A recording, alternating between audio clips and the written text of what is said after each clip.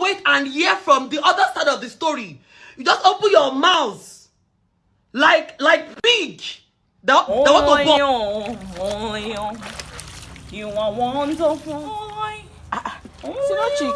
What did they do so? You dey wash clothes? I dey wash clothes, my sister. They wash my clothes. But you been tell me say your husband don't buy you washing machine now. That's true. That one when my husband buy for it, they make my clothes black. Yes, you. All these clothes just turn black. My hand not clean and packed. How do we hear of this? Which kind washing machine they make clothes black? My own, they make clothes black. Now my washing machine. Hey! Hello. Are they confused? Junior come my house now. He see us dey use our washing machine. He say his daddy never buy a mommy washing machine. No. Wait till be your business. I tell you, say washing machine they make my clothes black. You they tell me say Junior, I beg. Now my clothes they see make. no chicks, stop all this fake life. You know they tire.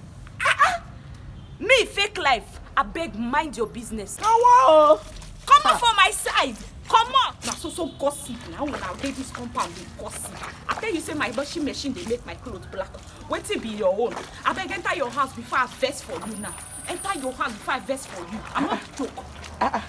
Senior chick, calm down now. Why you dey vex like this morning? Don't be fight now. Why you dey vex? Come up for here before I pour you water. I know they joke. Come up for here.